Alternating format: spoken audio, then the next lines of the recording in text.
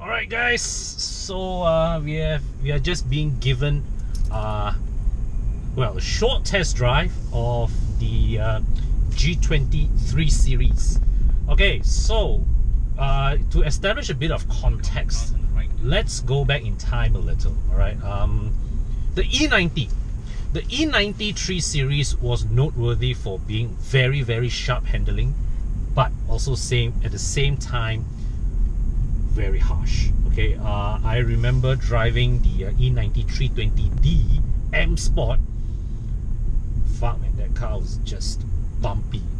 Then also recently, before I bought my E39, I also was toying with the idea of getting 323, right? E90 323i, because with the 323i, right?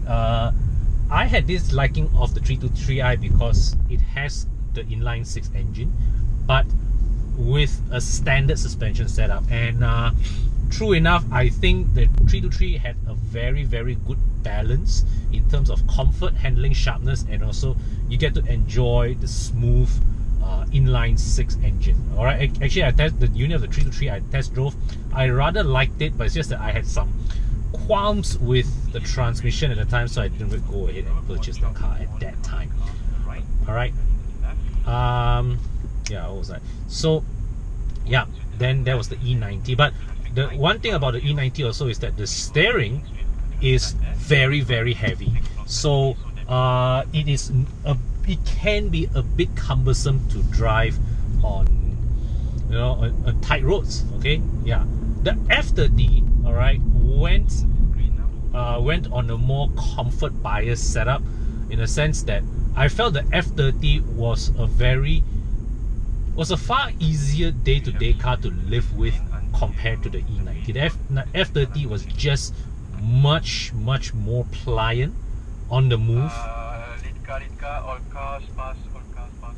Right, F30 was a much plusher riding car, and you know, even if you, I think that I tested the 330i M Sport. I thought that one was a bit on the firm side, but the one before that, you know, the non-M Sport cars like 318i Luxury, the 320i, the 328i non-M Sport, I thought those cars were pretty, you know, they were pretty comfortable, but at the same time it lacked the steering feel that the E90 used to have, of course, because the F30 was the first 3 Series that went electric power steering. Alright, and as a result, they, you know, because that being their first effort, they were unable to reproduce the steering sweetness of the E90's hydraulic rack.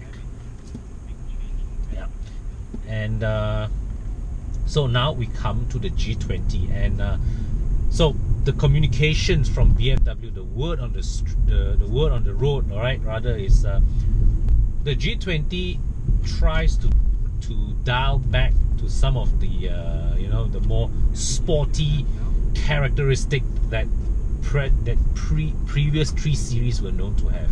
So they had a stiffer chassis, they specified a stiffer suspension setup, but more importantly, right, like see right now I'm going over rumble strips.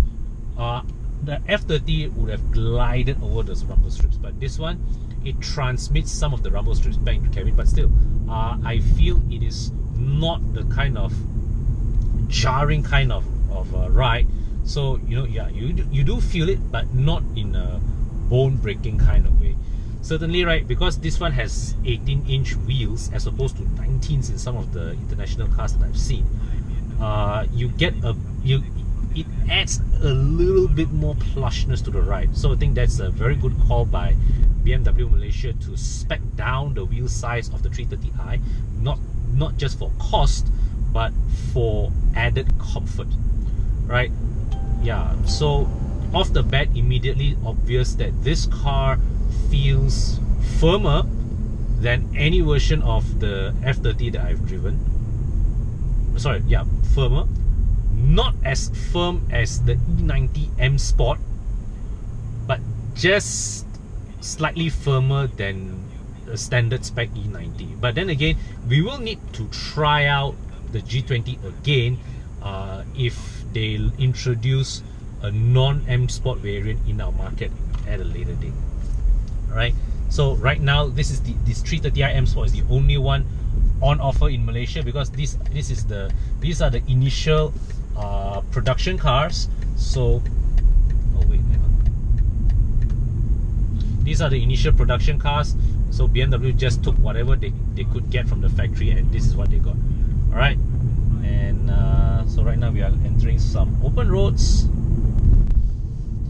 and this is the 258 horsepower B48 engine that we've seen in the 730i, the 630i GT, and it is a higher tune than the 252 horsepower version that we get in the 530i.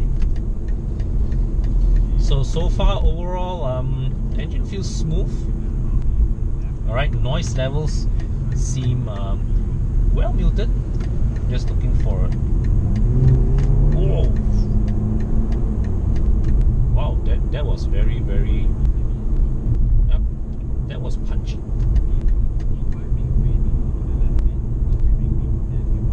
Yeah, this car is a bit on the firm side, and I'm going to switch driving to sport mode. Now, the 330i M Sport in Malaysia comes with passive suspension, and one of the things that I've read about the G20 is how BMW they have paid a lot of attention to refine the passive suspension setup on this car, and I think that's a good approach, because see, the thing is that, right, it is very easy from the engineer's part to tune adaptive suspension, because everything is variable. You just key in the right codes on computer and the car will ride and drive well. But with a passive suspension, you have to choose that one setting to get it right. Right? And right now, right, I'm driving along Janjing. Okay, the roads are, well, not particularly well surfaced, so you can feel the long wave undulations quite acutely in this car. Yeah, a bit on the firm side, not jarring, but definitely noticeable. As a driver right now, I think I can bear with it. I'm not so sure about your passengers. So for my tastes, right, if I were to shop for a G20, I would probably wait for one without with a slightly more pliant non-M Sport suspension. But still, can tell the steering is very sharp. This car is very agile. Engine is quite a, well, engine is punchy, man. This engine is punchy. Alright,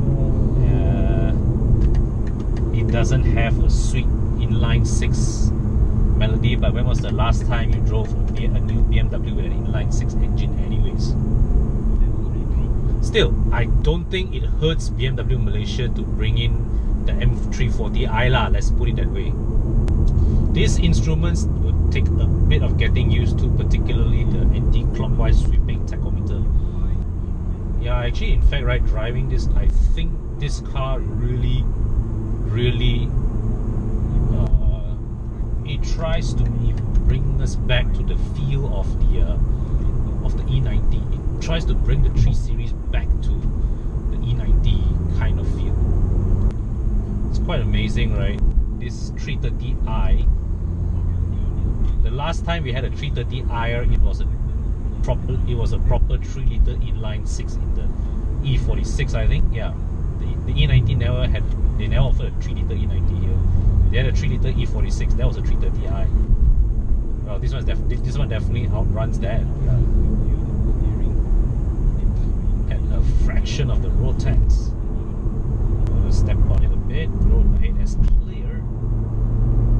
Oh my god! I mean, I have driven faster cars, but this 330i just somehow manages to feel rapid, man. It actually feels rapid. Yeah, definitely not as docile as the F30, but not as docile as the F30.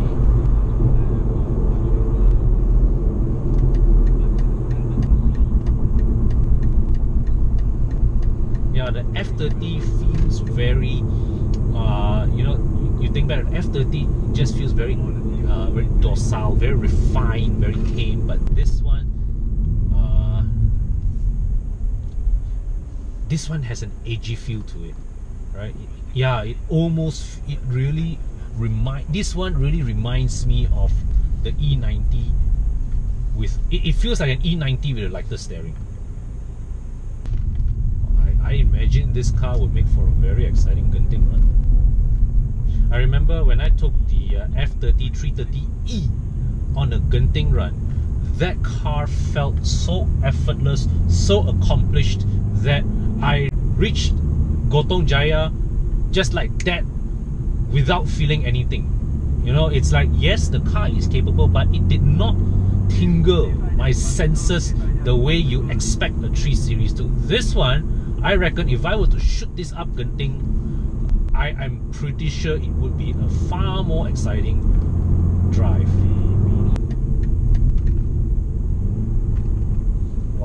Now I'm driving the car in Sport Plus mode, right? So when you slow down, the transmission actually downshifts quite aggressively. Wow, BMW, right? These guys, I think there are a lot of, they copped a lot of flack, perhaps unfairly, for making the F30 a little too soft. So now they've completely flipped the table and make the G20 here super edgy, super aggressive. So the thing is that now, right, based on my current impressions, the F30 felt like a car that was, you know, very pleasant for day-to-day use. But this one, I'm not so sure about that. It's exciting to drive, but yeah, there will be times where actually this may get tiresome to live with on a day-to-day basis, but not in the context of what I'm trying to do today lah. Because it's like, I drive this car, right? I feel like I just want to wring the bejesus. It gives me that feeling I want to just wring the bejesus out of this car, you know. It is just so effortlessly quick, and it asks you to drive it harder. See, an F30 wouldn't do that. An F30 would have just glided through everything without leaving you feeling anything. The F30, make no mistake, is a very capable, very, you know, it is still a very sharp handling car. In fact, today, if I were to drive the F30 back to back against the equivalent C-Class, the equivalent Audi A4, the F30 would still out-handle the competition. But it's just that the F30 does not tingle your senses the way the G20 here does. This car really goes back to the original DNA of the 3 Series, which is to really give you that edge of your pants kind of excitement.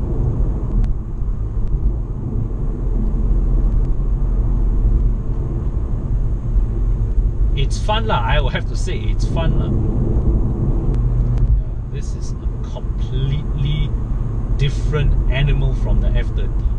So here comes an interesting point. If you're coming from an F30, if you appreciate sporty driving, then you come from an F30 to this, you will go, oh wow, this is a big step up. But if you are the more comfort-oriented type of driver, then coming from the F30 to this might feel a little jarring to you. So the conclusion the initial impressions of the G20 is this. This car is without doubt, right, a more exciting car to drive than the F30 3 Series. But is it a better day-to-day car to live with? That depends on how much you enjoy that dose of added excitement.